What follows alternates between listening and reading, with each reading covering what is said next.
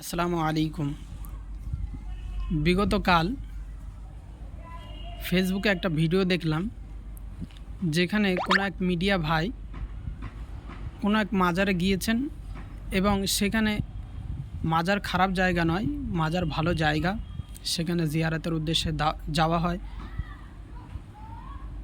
আল্লাহর প্রিয় বান্দাদের সোহবাত অর্জন করার জন্য, তাদের দোয়া নেওয়ার জন্য যাওয়া হয়।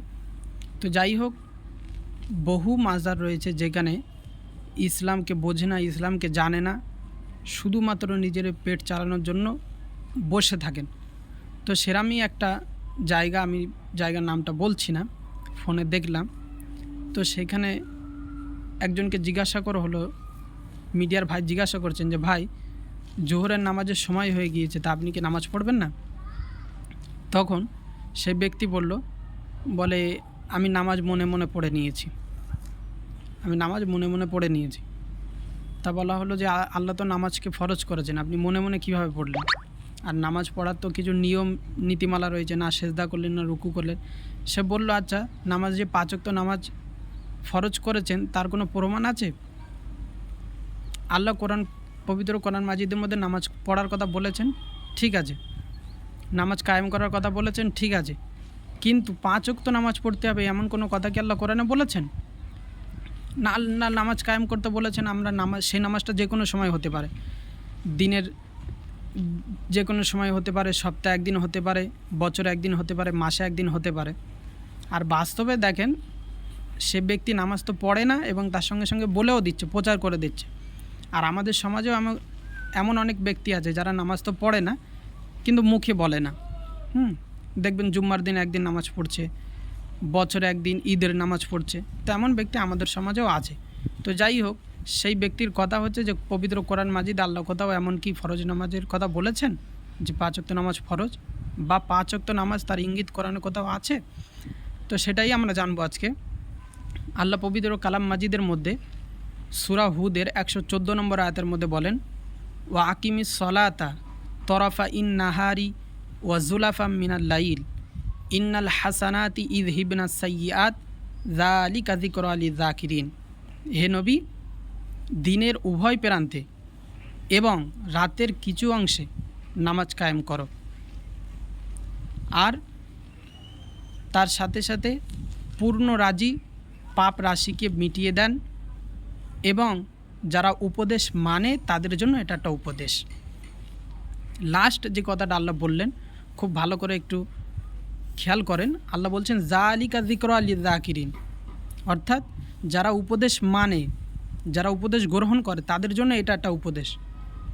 আর তারা বলছেন যে আল্লাহ কোথায় বলেছেন 5 ওয়াক্ত নামাজ? আসলে তারা উপদেশ মানে না। আল্লাহ জানেন যে এমন অনেক মানুষই করবে যারা সপ্তাহে একদিন নামাজ পড়বে, মাসে একদিন নামাজ পড়বে, বছরে একদিন নামাজ পড়বে, নামাজকে অস্বীকার করবে। সেজন্য আল্লাহ এর সঙ্গেই বলে দিয়েছেন যালিকা যিকরা লিযাকিরিন, যারা উপদেশ মানে তাদের জন্য এটা একটা উপদেশ। আর এখানে আল্লাহ তার নবীকে বলছেন দিনের উভয় প্রান্তে। এখন তাফসীরকারকগণ বলেন যে দিনের উভয় প্রান্তে বলতে আল্লাহ বুঝিয়েছেন দিনের শুরুতে এবং শেষে। দিনের শুরুতে বলতে সূর্য উদয়ের পূর্বে, অর্থাৎ ফজরের নামাজকে বলা হয়েছে, এবং দিনের শেষে বলতে আল্লাহ জোহর ও আসরের নামাজকে বোঝানো হয়েছে সূর্যাস্তের পূর্বে। এটা হচ্ছে দিনের শেষে। এবং রাতের কিছু অংশে নামাজ কায়েম করো, এখানে আল্লাহ মাগরিব ও এশার নামাজকে ইঙ্গিত করে বলেছেন। আবার অনেক তাফসীরকারকগণ বলেন যে না, রাতের কিছু অংশ নামাজের এর তাফসীর বা এর ব্যাখ্যার মধ্যে অনেক আলেম বলেন যে সেখানে আল্লাহ মাগরিব, এশা ও তাহাজ্জুদের নামাজের কথাও বলেছেন। তো যাই হোক, এই আয়াতের মধ্যে আমরা দেখতে পাই আল্লাহ সুস্পষ্টভাবে 5 ওয়াক্ত নামাজের কথা আমাদেরকে জানিয়ে দিয়েছেন। আর এই আয়াতটা মেরাজের রাতেতেই নাজিল হয়েছিল, এবং মেরাজের ঘটনা আপনারা জানেন। 5 ওয়াক্ত নামাজ কিভাবে আসে, বিস্তারিত প্রত্যেকটা ঘটনা আমাদের জানা রয়েছে। মেরাজের রাতে আল্লাহ তাবারক তাআলা তার বন্ধুকে তৌফা স্বরূপ এই নামাজ দিয়েছিলেন। তো যাই হোক, তাদের কথা হচ্ছে যে কোরআনে কোনো 5 ওয়াক্ত নামাজের কথা নেই। এটা হচ্ছে দেখেন, কোরআন পড়ার মতন পড়লে জ্ঞান অর্জন হবে, কোরআন জানার মতন জানার চেষ্টা করলে জানতে পারবেন। অন্যথা কোরআন পড়েও গোমরাহী হওয়া যায়।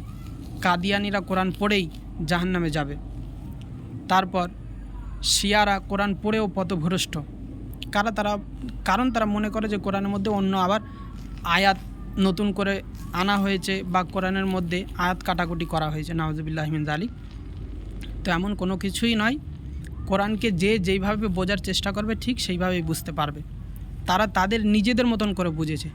নবী সাল্লাল্লাহু আলাইহি ওয়াসাল্লামের হাদিস মতন বুঝতে হবে, কোরআনের তাফসিরগুলো দেখতে হবে, ওলামাদের সোহবাত অর্জন করতে হবে, তাহলে সঠিক বিষয়গুলো জানা যাবে।